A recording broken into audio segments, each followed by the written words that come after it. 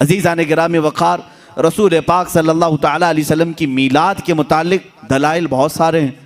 हाँ, जिस शक्ल से मना रहे हैं, जाहिर सी बात है ज़माने के बढ़ते बढ़ते हर चीज़ में तरक्कियाँ होती रहती हैं। सबसे बड़ा सवाल सुन्नियों से यही किया जा, सहाबा ने मनाया था, ताबईन ने मनाया था, औलिया ने मनाया था, ये तो अब के ज़माने में मनाया जा रहा है। जुलूस जो है इसकी तारीख़ आला हज़रत फ़ाज़िल बरेलवी रहमतुल्लाह ताला अलैह ने भी फरमाया। 8वीं सदी हिजरी में बाज़ उशाक़ान रसूल ने जुलूस निकाल कर अपने आका की बारगाह में खिराज अक़ीदत पेश किया, लेकिन उस वक्त मौजूद उम्मत के सारे उलमा ने उसको बुरा नहीं समझा, उसको ख़राब नहीं समझा। बहरहाल मैं आपको बताऊं, सहाबा ने मनाया था, ये बार बार सवाल करते हो, ताबईन ने मनाया था, अरे मियाँ वो तो रोज़ मनाते थे मेरे आका की मिला, तुम तो 12 रबीउल अव्वल साल में एक बार कर रहे हो। सहाबा रोज मनाते थे। मीलाद का मतलब क्या है? जाओ पूछो, हसन बिन साबित हमेशा कहते थे, व अहसनु मिनका लम तरा कत्तु आइनी व अजमलु मिनका लम तलिदिन निसाउ। यही तो मीलाद मुस्तफ़ा है। ऐ रसूल, आपसे ज्यादा हसीन मैंने किसी को देखा नहीं, आपसे ज्यादा खूबसूरत किसी माँ ने जना नहीं। ये तो सहाबा मीलाद नहीं मना रहे हैं। सहाबा कराम हुजूर अकरम सल्लल्लाहु ताला अलैहि वसल्लम के कसीदे पढ़ते थे। अब आओ हिजरत का वो वाक़या तो सुनो ज़रा। अल्लाह के हबीब सल्लल्लाहु ताला अलैहि वसल्लम जब तशरीफ़ ला रहे थे मक्का से मदीना तैयबा, 14 दिन तक मदीने वालों ने इंतज़ार किया है। तुम 11 रोज़ से इंतज़ार कर रहे हो 12वीं शब आएगी। मदीने वाले 14 दिन तक, जैसे ही हुजूर मक्का से निकल चुके खबर हुई, मदीने के सारे लोग टीलों पर जाकर खड़े होते थे और इंतज़ार करते थे कि वो नूर वाला कब तशरीफ़ ला रहा है, रसूल पाक सल्लल्लाहु ताला अलैहि वसल्लम कब आ रहे। मदीने वालों ने, बहुत सारे लोगों ने देखा नहीं था, देखने की तड़प थी। मुझे बताओ, आज आप मीलाद की घड़ी के इंतज़ार में बैठे होते हैं अदब से, ये इंतज़ार है? ये मदीने वालों की सुन्नत ही तो है। वो 14 दिन तक इंतज़ार किए आमद मुस्तफ़ा का। और जिस वक्त रसूल पाक की आमद हुई, अब हदीसों में है, बुखारी शरीफ भी पढ़ो आप, मुस्लिम शरीफ भी पढ़ो, हदीसों में मौजूद है, फरमाया रसूल करीम सल्लल्लाहु ताला अलैहि वसल्लम जैसे ही क़ुबा की चोटियों से नज़र आने लगे, जितने मदीने में हबशी थे वो अपने नेज़े निकाले, ढाल निकाले और अपना मखसूस जो उनका रक्स होता था उससे वो रक्स करने लगे। ढालों पर अपने नेज़े मार मार कर कहते थे, मुहम्मदुन अब्दुन सालेह, मुहम्मदुन अब्दुन सालेह। ये अल्फाज थे हबशियों के। और उसके बाद बनु नज्जार एक ख़ानदान था, उस ख़ानदान की सारी बच्चियाँ अपने हाथों में दफ लेकर के आईं, यूँ कहती थी, तलअल बद्रु अलैना मिन सनियातिल वदाई वजब शुक्र अलैना मा दआ लिल्लाहि दाई। ये आगे पूरा मौजूद है कसीदा, जिसमें वो कहती हैं, अंत शर्रफ्तल मदीना मरहबन या खैर दाई। ये गुनगुनाते हुए वो यूं कह रही थी, हम पर 14वीं का चांद तुलू हो गया है। कहाँ से? सनियतुल वदा की घाटियों से। उसके आने पर हम पर शुक्र वाजिब हो गया है। मुझे बताओ, ये मीलाद नहीं है तो और क्या है? हुजूर पाक की मीलाद का मतलब है हुजूर की सीरत बयान करना, हुजूर पाक की तारीफ बयान करना, यही तो मीलाद है। हम मजलिस मीलाद का मतलब क्या है? सिर्फ 12वीं शब को मनाना, यही नहीं, साल भर जब भी आप मेरे आका के तज़किरे करेंगे हम उसको मीलाद मुस्तफ़ा ही कहते हैं। मौलूद की महफिल है, मजलिस मीलाद है, जहाँ रसूल पाक की आमद के किस्से बयान किए जाएँ, तारीफ़ व तौसीफ़ बयान की जाए, वो मीलाद है। सहाबा ने किया है मेरे अजीज़ों। अब अल्लाह के नबी सल्लल्लाहु ताला अलैहि वसल्लम जब तशरीफ़ लाए तो क्या हुजूर ने मना कर दिया? जो हिजरत होकर हिजरत के बाद हुजूर तशरीफ़ ला रहे थे। अच्छा, इसमें ये भी देखें, जब रसूल पाक सल्लल्लाहु ताला अलैहि वसल्लम तशरीफ़ लाएं तो उस वक्त का एहतराम और ताज़ीम करना ये सिद्दीक़ अकबर ने भी सिखाया है। उसकी एक खुसूसियत होनी चाहिए। जाहिर सी बात है, आज आप हमारे मिंबर को, हमारे यहाँ पर स्टेज को अलग अंदाज से देख रहे होंगे, इसलिए कि ये आए हैं मीलाद मुस्तफ़ा के एहतराम में। मस्जिद आज अलग रौनक ली हुई है, यहाँ अलग एक रोशनी है, क्योंकि उस साअत और उस घड़ी के एहतराम में, जिस सुहानी घड़ी चमका तैबा का चांद, उस दिल अफरोज साअत पे लाखों सलाम। हम उस घड़ी पर भी सलाम भेजते हैं। सिद्दीक़ अकबर रज़ियल्लाहु ताला अन्हु ने क्या किया था जानते हैं आप? मदीने वाले जब देख रहे थे गर्दनें फलान फलान कर देखते थे, उछल उछल कर देख रहे थे, दूर से वो नजर आ रहे थे। आने वालों में दो लोग थे, हुजूर पाक सल्लल्लाहु ताला अलैहि वसल्लम और हज़रत अबू बकर सिद्दीक। सैयदना अबू बकर सिद्दीक रज़ियल्लाहु ताला अन्हु का इश्क और उनका अदब भी तो देखें। जब मदीने वाले दफ बजाने लगे और उछल उछल कर देखने लगे, हज़रत अबू बकर सिद्दीक रज़ियल्लाहु ताला अन्हु ने अपना जुब्बा उतार दिया, जुब्बा उतार दिया, तहबंद है, और जुब्बा उतार कर एक लकड़ी में लगाया और हुजूर सल्लल्लाहु ताला अलैहि वसल्लम के ऊपर झंडे की तरह हिलाने लगे। हुजूर पाक सल्लल्लाहु ताला अलैहि वसल्लम के चेहरे पाक के ऊपर हिलाने लगे। क्यों किया ऐसा उन्होंने? क्यों किया? यही तो हम भी कहते हैं, जब वो आमद मुस्तफ़ा हो तो हम लहराते हैं, लोगों को बताते हैं कि ये घड़ी आम घड़ी नहीं है। हज़रत अबू बकर सिद्दीक ने यूं किया। हुजूर पाक सल्लल्लाहु ताला अलैहि वसल्लम ने उनसे पूछा भी, अबू बकर इतने दिन से मक्का से चले यहाँ तक पहुँचे, वो आपने जुब्बा उतारा नहीं, लहराया नहीं, मदीना करीब आया और तुम ये अपना जुब्बा उतार करके लहरा रहे हो।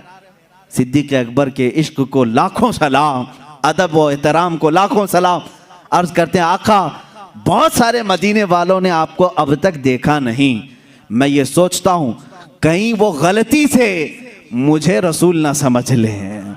मैंने अपना जुब्बा उतार दिया है ताकि मदीने वालों को पता चले आका और है, गुलाम और है। झंडे लहराते हैं तो पता चलता है आका तशरीफ ला रहे हैं। ये सिद्दीक़ अकबर ने करके बताया है, जब रसूल तशरीफ ला रहे हो तो झंडे लहराए जाते हैं, इसलिए कि उस घड़ी का अदब हो, उसका एहतराम हो। मदीने वालों ने देखकर ही पहचान लिया, जो लिबास उतार कर आ रहा है वो गुलाम रसूल है, और जिसके सर पर झंडा लहरा रहा है अगर से जुब्बे का हो वो मुहम्मदुर रसूलुल्लाह है। मेरे आका सल्लल्लाहु ताला अलैहि वसल्लम के आने का अदब और एहतराम मदीने वालों ने भी किया था। अब मैं ये कहता हूँ कि जिसे मदीने वालों की खुशकिस्मती मिली वो मेरे आका की मिलाद मनाएगा और मदीने वालों में उसका हशर भी होगा, क्योंकि मेरे आका ने फरमाया है, मन तशब्बह बिकौमिन फहुव मिनहुम, जो जिस कौम की आदत को अपनाएगा दुनिया में, क़यामत के दिन वो उसी कौम के साथ उठाया जाएगा। ऐ वहाबियो, तुम मक्का के इब्लीस के साथ गम मनाओ और तुम्हारा क़यामत के दिन हशर उन्हीं की जमात के साथ होगा। हम आज कुमकुमे भी लगाएं, झंडे भी लहराएं, 12वीं शब को अलल ऐलान कहें कि आई नई हुकूमत, सिक्का नया चलेगा, आलम में रंग बदला सुबह शबे विलादत, हम इस फ़ख्र के साथ कहेंगे, इसलिए कि मदीने वाली कौम के तरीके पर हमने किया है। और रसूल ने फरमाया, जो जिस कौम की मुशाबहत करता है क़यामत के दिन वो उसी के साथ उठाया जाएगा। फ़ख्र करो, क़यामत के दिन इंशाअल्लाह हम सब मदीने वालों के साथ उठाए जाएंगे। अल्लाह के हबीब सल्लल्लाहु ताला अलैहि वसल्लम के शजरे पाक की तासीर भी ये है, अल्लाह ताला उसके ज़रिए से ज़ुबानों में सलासत अता करता है, रिज़्क़ में बरकत देता है। इसलिए कि हमारे आपके दूसरों के नसब का तो छोड़ो, कायनात का जो सबसे अफजल व आला रसूल है उसके शजरे नसब में बड़ी तासीर है। मैं आपको ये बताऊं, इस नूर ने जो मंजिलें तय की, रसूल पाक सल्लल्लाहु ताला अलैहि वसल्लम की ये जो मंजिलें हैं, जबीन आदम में आए, अब जब दुनिया से, जब जन्नत से उतर कर दुनिया में आए, रसूल पाक सल्लल्लाहु ताला अलैहि वसल्लम का नूर लेकर के ही दुनिया में आए। यहाँ जब आए 350 साल तक हज़रत हव्वा से अलग रहे, फिर उसके बाद मुलाकात हुई, हज़रत आदम अलैहिस्सलाम की तौबा भी कबूल हुई मुस्तफ़ा करीम के वसीले से। हुज़ूर पाक सल्लल्लाहु ताला अलैहि वसल्लम के वसीले से ही आदम अलैहिस्सलाम की तौबा कबूल हुई।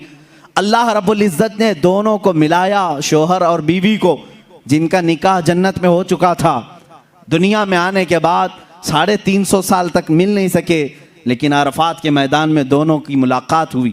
अब उसके बाद सिलसिला चला। आदम अलैहिस्सलाम की उम्र मुबारक तकरीबन 1000 साल की हुई। कितने? 1000 साल की। बेशुमार औलाद आपकी हुई।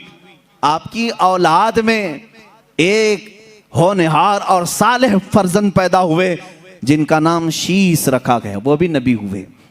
जब हज़रत शीस अलैहिस्सलाम पैदा हुए तो तो आदम अलैहिस्सलाम की पेशानी में हल्कापन आया, शीश की पेशानी चमकने लगी।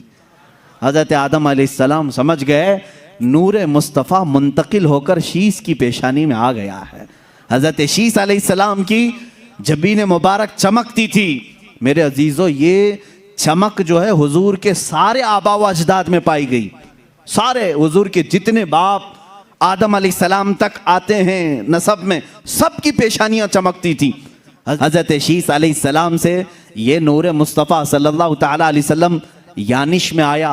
ये यानिश हज़रत शीश अलैहिस्सलाम की औलाद में सबसे बड़े थे और सबसे ज़्यादा परहेजगार, अपने बाप के वफादार, इतने आला अखलाक थे। उनको देख करके भी शीश अलैहिस्सलाम ने तरबियत की, अलग से उनकी तरबियत की और बताया कि बेटा तुम्हारे पास अल्लाह ने एक बहुत बड़ी अमानत रखी है, तुम इधर उधर नज़र नहीं करोगे, तुम्हारा हर अज़ू, तुम्हारा हर लम्हा पाक होना चाहिए, इसलिए कि तुम्हारे पास अल्लाह की एक बहुत बड़ी अमानत।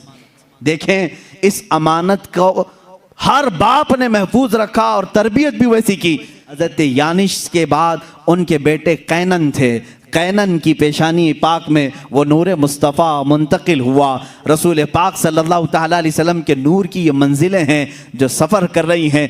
नूर खुदा चलता हुआ आदम की जबी में, जबीन आदम से शीश की जबी में, जबीन शीश से यानिश की जबी में, जबीन यानिश की से कैनन की जबी में, और यहाँ कैनन की जबी से पेशानी से हज़रत महलील की जबीन पाक में आया। महलील से यरद में, यरद से इदरीस में, इदरीस से इदरीस अलैहिस्सलाम का नाम मुतवश्शलख भी है। मुतवश्शलख से ये नूर मुस्तफ़ा सल्लल्लाहु अलैहि वसल्लम लामिक में आया। लामिक से हज़रत नूह अलैहिस्सलाम, जो हज़रत नूह अलैहिस्सलाम औलाद आदम में दूसरे रसूल भी हैं। नूह अलैहिस्सलाम की जबीन मुबारक खूब चमकती रही और फिर ये नूर मोहम्मदी सल्लल्लाहु तआला अलैहि वसल्लम उनके बेटे साम में आया। साम से ये नूर अरफक्षस में आया। अरफक्षस से फिर शालिख में आया। शालिख से फिर ऐबर में आया। ऐबर से ये नूर फालिख में आया। फालिख से ये राऊ में आया। राऊ से ये सारूख में आया। सारूख से ये फिर नाहूर में आया।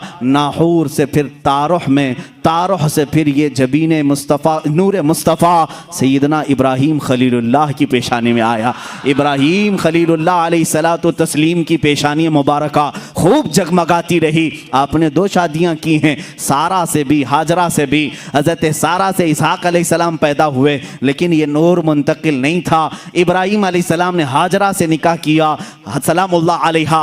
हज़रत हाजरा से बेटे पैदा हुए इस्माईल अलैहिस्सलाम, फिर ये नूर मुस्तफ़ा जबीन इस्माईल में आ गया। इस हज़रत इस्माईल अलैहिस्सलाम से फिर ये नूर मुस्तफ़ा सल्लल्लाहु तआला अलैहि वसल्लम नाबत में आया। नाबत से यशजब में आया। यशजब से तैरह में आया। तैरह से नाहूर में आया। नाहूर से मुक़व्विम में आया। मुक़व्विम से उदद में आया। उदद से अदनान में आया। अदनान से फिर माद में आया। माद से नज़ार में आया। ये सब में मेरे रसूल पाक के आबा व अजदाद के नाम पढ़ रहा हूँ। हर नाम पर आप रज़ियल्लाहु अन्हु कहें, अलैहिस्सलाम कहें, अल्लाह उन पर सलामती भेजे। अब मैंने सुनाया अदनान तक ये नूर मुस्तफ़ा मंजिलें तय करता हुआ तशरीफ़ लाया। अदनान से फिर माद में, माद से नज़ार में, नज़ार से मुदर में, मुदर से इलियास में, इलियास से मुदरिका में, मुदरिका से खुज़ैमा में, खुज़ैमा से किनाना में, किनाना से नदर में, नदर से मालिक में, मालिक से फहर में, जिनको कुरैश कहा जाता है, कुरैश से गालिब में, गालिब से लुई में, लुई से काब में, काब से मुर्रा में, मुर्रा से खिलाब में, खिलाब से कुसई में, कुसई से अब्दे मुनाफ में ये नूर आया। अब्दे मुनाफ से ये नूर मुस्तफ़ा मुंतकिल होते हुए सैयदना हाशिम की जबीन पाक में आया। सैयदना हाशिम से मुंतकिल होते हुए मुस्तफ़ा का नूर सैयदना अब्दुल मुत्तलिब में आया। अब्दुल मुत्तलिब की पेशानी से ये मुंतकिल होकर आपके फर्जंद अर्जुमन सैयदना अब्दुल्लाह की पेशानी में आया। सैयदना अब्दुल्लाह की जबीन मुबारका से ये नूर मुंतकिल होकर के रजब के महीने में बीबी आमिना के शिकमे मुबारका में आया। सैयदा बीबी आमिना के शिकमे मुबारका रजब के महीने में ये नूर मुस्तफ़ा मुंतकिल हुआ। 9 माह उनकी माँ को सादतें बख्शता रहा। 9 माह उनकी माँ को उरूज बख्शता रहा। ना कोई दर्द, ना कोई कर्ब, ना कोई फिक्र बीबी आमना को हर तरह के दर्दों से आज़ादी थी, बल्कि उन्हें कभी बोझ भी महसूस नहीं हुआ। ये नूरे मुस्तफ़ा बीबी आमना के बतन से 12 रबीउल अव्वल को इस फर्शे गीती पे जलवागार हुआ। आई नई हुकूमत, सिक्का नया चलेगा, आलम में रंग बदला, सुबह शबे विलादत। मैं नूरे मुस्तफ़ा सल्लल्लाहु तआला अलैहि वसल्लम की ये मंजिलें आपसे अर्ज़ कर रहा था कि आपका शजर नसब बड़ी बरकतों वाला है, क्योंकि कुरान कह रहा है व तक़ल्लुबका फ़िस्साजिदीन। ऐ रसूल, हमने आपके नूर को, आपके नुतफ़े को हमेशा सजदा करने वालों में रखा है।